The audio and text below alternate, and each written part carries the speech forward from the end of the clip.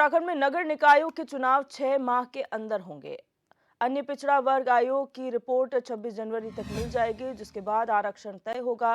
राज्य में निकायों का परिसीमन पूरा हो चुका है। राज्य निर्वाचन आयोग फरवरी तक निकायों की निर्वाचन नामावली का अंतिम प्रकाश जो है वो कर देगा और राज्य सरकार की तरफ से हाई कोर्ट को बताया गया है कि सरकार ने निकायों के चुनाव कराने की प्रक्रिया शुरू कर दी है और आरक्षण तय करने के लिए एक सदस्यीय न्याय कमीशन का गठन भी किया है। मंगलवार को कार्यवाहक मुख्य न्यायाधीश न्यायमूर्ति मनोज कुमार तिवारी और न्यायमूर्ति विवेक भारती शर्मा की खंडपीठ में जसपुर उधम सिंह नगर निवासी मोहम्मद अनीस और नैनीताल निवासी राजीव लोचन शाह की अलग अलग जनहित याचिका पर एक साथ सुनवाई हुई। इस दौरान अपर सचिव शहरी विकास और निदेशक नितिन भदौरिया कोर्ट में व्यक्तिगत तौर पर पेश हुए। उन्होंने कोर्ट में बताया कि निकाय एक्ट के आधार पर निकायों के निर्वाचित बोर्ड भंग कर 6 महीने के लिए प्रशासकों की तैनाती की गई है।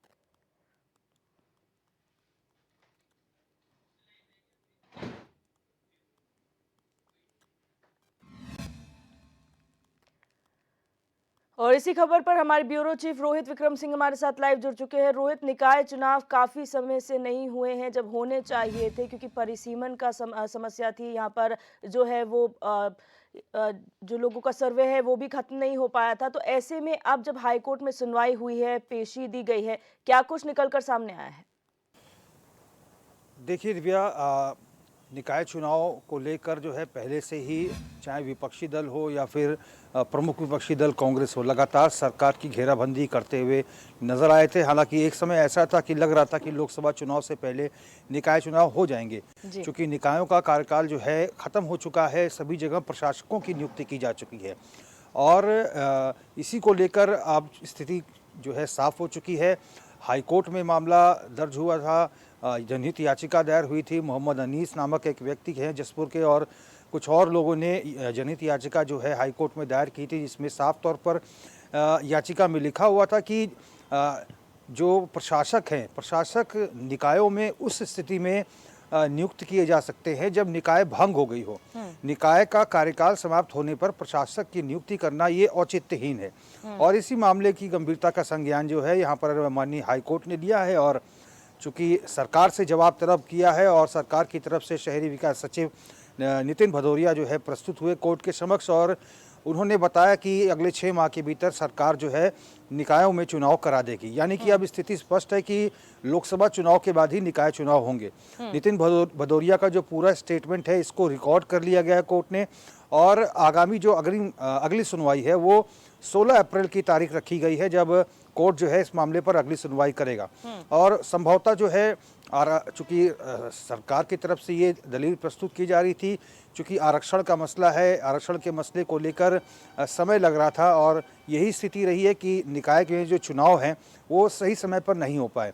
सारे के सारे जो नगर पालिका अध्यक्ष है, नगर निगम के जो मेयर है, वो निवर्तमान अध्यक्ष और निवर्तमान मेयर जो है अब उनके टाइटल लिखे जाने लगे हैं और सभी जगह जो है प्रशासक कार्यभार देख रहे हैं। तो ऐसी स्थिति में सरकार की तरफ से कह दिया गया है कि आरक्षण का मसला है और इसको लेकर समिति जो है अपना अध्ययन कर रही है और जल्द ही जो है आरक्षण का जो पेच है वो सुलझ जाएगा और लोकसभा चुनाव के बाद 6 महीने के भीतर सरकार जो है निकाय चुनाव करा लेगी। बिल्कुल रोहित, और परिसीमन की अगर बात की जाए, काफी लंबा वक्त इसमें लगा है और यहाँ पर अनुसूचित जाति जो है उसका भी यहाँ पर रिपोर्ट आ जाएगी कि किस हिसाब से आरक्षण दिया जाना है। वो प्रक्रिया किस तरह से चलने वाली है और जो बात कही जा रही है प्रक्रिया शुरू कर दी गई है, इसका क्या मतलब है? प्रक्रिया के तहत अभी क्या हो रहा है? देखिए, परिसीमन का जो मसला रहता है वो थोड़ा पेचीदा मसला रहता है।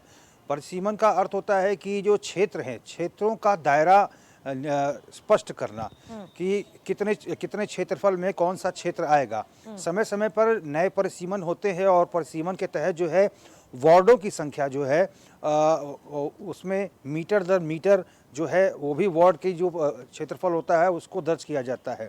100 मीटर के दायरे के बाद पता चलता है कि कोई वार्ड समाप्त हो गया, दूसरा वार्ड प्रारंभ हो गया। तो ये परिसीमन की प्रक्रिया होती है जिसमें थोड़ा समय लगता है और चूंकि सरकार की तरफ से ये दलील प्रस्तुत की गई है कि आरक्षण और परिसीमन का जो मसला है ये गतिमान है और जैसे ही ये संपन्न हो जाएगा कोर्ट के समक्ष 16 अप्रैल को जो है नितिन भदौरिया फिर से प्रस्तुत होंगे। उनके बयान रिकॉर्ड दर्ज हुए हैं और क्या कुछ अभी तक प्रोग्रेस है इन तमाम चीज़ों का वो फीडबैक कोर्ट को देंगे। लेकिन ये स्पष्ट हो गया है कि आगामी लोकसभा चुनाव के बाद ही अब निकाय पर चुनाव सरकार कराएगी।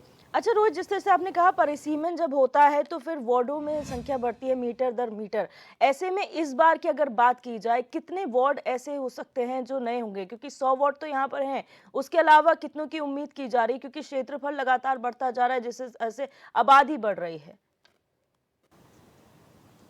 देखिए, पिछले बार के अगर हम राजधानी देहरादून की अगर हम बात करें तो बहुत सारे ऐसे जो गांव हैं उनको नगर निगम में शामिल किया गया है।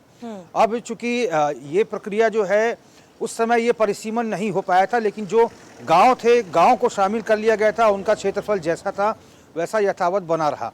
अब चूंकि अब दायरा फिक्स करना है कि ननूर खेड़ा जो वार्ड है वो कहाँ से कहाँ तक होगा, इसके साथ ही जो तपोवन वार्ड है वो कहाँ से कहाँ तक रहेगा, दीपनगर का वार्ड है उसका दायरा कहाँ से कहाँ तक रहेगा, शहरी आबादी, शहरी क्षेत्र और ग्रामीण क्षेत्र, इनमें समन्वय और सामंजस्य बिठाने के लिए परिसीमन किया जाता है। ये लोकसभा स्तर पर भी होता है, विधानसभा स्तर पर भी होता है और पंचायतों के स्तर पर भी होता है और निकायों के स्तर पर भी होता है। तो हालांकि ये मसला थोड़ा पेचीदा रहता है, इसमें थोड़ा समय लगता है, लेकिन अब निश्चित तौर पर अगर नए परिसीमन के तहत जो गतिविधियां हो रही हैं उसके तहत अगर वार्डों की संख्या बढ़ानी भी पड़ेगी तो उसको बढ़ाया जाएगा, ताकि क्षेत्र का विकास जो है वो मुकम्मल हो सके। अगर वार्डों की संख्या अधिक होगी तो जो वार्ड का सभासद है या पार्षद है वो अधिक ध्यान दे पाएगा अपने क्षेत्र में। तो छोटे वार्ड रहेंगे तो उसके लिए, विकास के लिए ये सही रहता है। तो अमूमन इस बार अंदेशा जताया जा रहा है कि वार्डों की संख्या भी बढ़ सकती है। करीब 2 दर्जन के करीब वार्डों की संख्या बढ़ने की उम्मीद है नए परिसीमन के तहत। अच्छा रोहित, एक और बात यहाँ पर जो सामने आ रही है, हालांकि अभी लोकसभा चुनाव पहले हैं और सभी पार्टियां उसमें लगे हुए हैं, लेकिन साथ ही साथ निकाय चुनाव के लिए भी दावा किया जा रहा है। ऐसे में अगर प्रत्याशियों की बात की जाए, मेयर के चुनाव है और तमाम अध्यक्ष है, उनके लिए क्या मतलब कौन से वो कैंडिडेट्स होंगे, इस बार किस पे फोकस किया जाएगा? क्या जिताऊ कैंडिडेट्स होंगे या फिर नए चेहरों को मौका मिलेगा? देखिए, निकाय चुनाव जो है राजनीति का एक आधारभूत ढांचा है। निकायों से ही राजनीति शुरू होती है, पंचायतों से ही राजनीति शुरू होती है। निकाय में निश्चित तौर पर जितने भी सभासद रहे हैं, पार्षद रहे हैं, जिन्होंने अपने कार्यकाल में बेहतर काम किया होगा और क्षेत्र का विकास किया होगा, तो निश्चित तौर पर चूँकि पार्टी सिंबल पर भी बहुत सारे जो कैंडिडेट्स हैं वो लड़ते हैं, बहुत सारे निर्दलीय भी रहते हैं। अगर पार्टी के स्तर पर अगर प्रत्याशी के चयन की बात आएगी तो निश्चित तौर पर जिसने काम अच्छा किया होगा, जिसकी लोकप्रियता होगी, जो जिताऊ और टिकाऊ कैंडिडेट होगा, उसी को अपना प्रत्याशी बनाया जाएगा। जी, बहुत शुक्रिया रोहित हमारे साथ जुड़ने के लिए और तमाम जानकारी साझा करने के लिए।